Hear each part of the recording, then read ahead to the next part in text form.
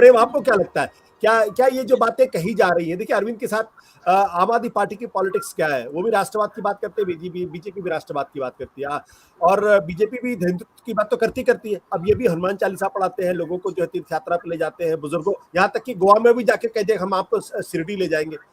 तो पॉलिटिक्स तो एक जैसी है लगभग, और टेम्परामेंट भी एक जैसा, जैसा कि प्रिया कर, हाँ अरविंद थोड़ा गुस्सैल ज्यादा है और मोदी कैलकुलेटेड है। जी आशुतोष जी, एक तो प्रिया जी ने बहुत अच्छा कंपैरिजन दिया, और वैचारिक तौर पर जो आपने रखा कि बीजेपी और आम आदमी पार्टी में वैचारिक तौर पर भी वाकई कोई फर्क नहीं है।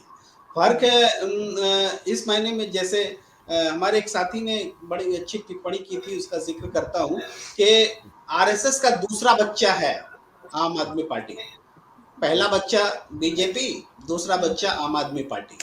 तो वाकई मैं बहुत सहमत हूँ इस टिप्पणी से, इसलिए मैंने जिक्र किया। आम आदमी पार्टी वैचारिक तौर पर बीजेपी के बहुत करीब है, और आम आदमी पार्टी का ग्रोथ, उसका जन्म जो कांग्रेस की कीमत पर हुआ है, कांग्रेस से लड़ करके हुआ है। तो मेरा हमेशा से मानना रहा है कि आम आदमी पार्टी वहीं ग्रो करती है जहां पर कि कांग्रेस होती है, कांग्रेस की कीमत पर वो ग्रो करती है। अगर अभी के जैसे एमसीडी के संदर्भ में हम बात करें, तो जो बीजेपी स्टांस ले रही है पॉलिटिकली, वो उसका उसका गोल, तत्कालिक गोल अभी गुजरात और हिमाचल प्रदेश, और खास करके गुजरात है। तो अब अगर एमसीडी के इलेक्शन में आम आदमी पार्टी कुछ अच्छा परफॉर्म कर जाए, जिसकी पूरी पूरी उम्मीद है, क्योंकि आप देखिए चंडीगढ़ का लोकल जो इलेक्शन था उसको उन्होंने जीता, स्थानीय निकाय चुनाव, उसके बाद पंजाब जीता, और पंजाब के बाद अब यहाँ जो जिस तरीके से टाला गया है चुनाव को, उसका वही भय है। अब आपने एक जिक्र किया था अरविंद केजरीवाल जी का कि उन्होंने बहुत बड़ी चुनौती जो है दे दी राजनीति छोड़ने की, लेकिन भाषा पे थोड़ा सा जाइए आशुतोष सर। भाषा में उन्होंने कहा कि अगर निश्चित समय सीमा के भीतर चुनाव करा दे तो ये तो आपको हमको सबको मालूम है कि निश्चित समय सीमा के अंदर तो अब चुनाव होने से रहे, तो वो राजनीति छोड़ने का ये विदर्भ की ही है, वो एक पॉलिटिकल एक मूव है। वो कोई ईमानदारी से नहीं बोल रहे कि राजनीति छोड़ देंगे एमसीडी इलेक्शन अगर हार तो एक तरीके से चैलेंज थ्रो कर रहे हैं कि हमारे हमारे ट्रैप में आ जाएं, वो एक तरीके का ट्रैप प्ले कर रहे हैं, और गुस्से में कहा गया बयान मुझे लगता है। जी, तो ये जो चैलेंज है ना, ये मैं शूडो चैलेंज बोल रहा हूँ, कोई सीरियस चैलेंज नहीं है। हाँ, जनता फिर भी इसमें उतनी बारीकी से चीजों को नहीं देखती है, उनकी बातों में आ सकती है, आ जाती है, तो वो एक चैलेंज दे रहे हैं। मगर हम ये देख रहे हैं कि बीजेपी क्या वाकई आम आदमी पार्टी को उतनी सीरियसली ले रही कि 2024 तक में वो कांग्रेस को रिप्लेस करके उनके सामने बड़ी चुनौती बनकर सामने आए? ये अहम सवाल है।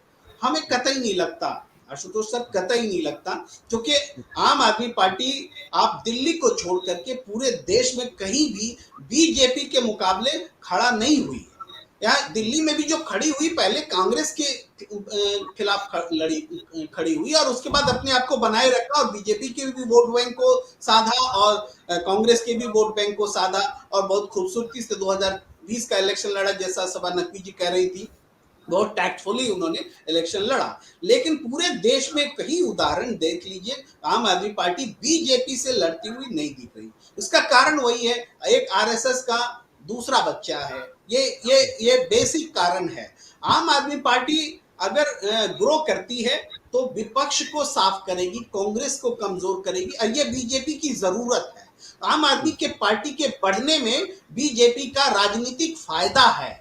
तो ऐसा नहीं कि बीजेपी के ग्रो करने में, आम आदमी पार्टी के ग्रो करने में बीजेपी इंटरेस्ट ना ले, बल्कि वो तो दिलचस्पी लेगी। आप दूसरे जगह देखिए, गोवा में देखिए, उत्तराखंड में देखिए, जहां कहीं भी आम आदमी पार्टी थोड़ी बहुत सुगबुगा रही है, उससे फायदा किसको हो रहा है? उसको फायदा सीधे सीधे बीजेपी को हो रहा है। और इस चुनाव में, इस चुनाव जो गुजरात का चुनाव है, वो मैं फिर से कहता हूं कि गुजरात के चुनाव को ध्यान में रख करके ही ये एमसीडी का इलेक्शन जो है वो इसको टालने की कोशिश की गई है।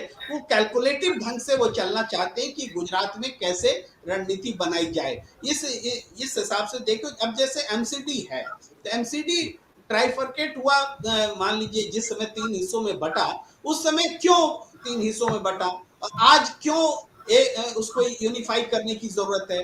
तब भी पॉलिटिकल कारण रहे थे, बहुत अच्छा मनोज मिश्रा जी ने बताया।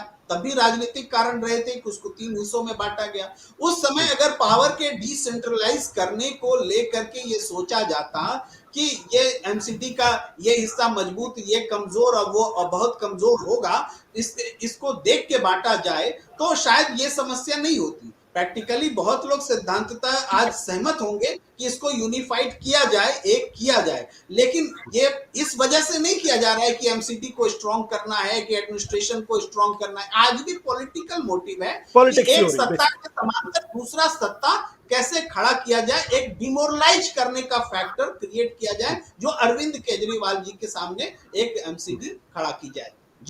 सत्य हिंदी का ऐप डाउनलोड करें गूगल प्ले स्टोर पर।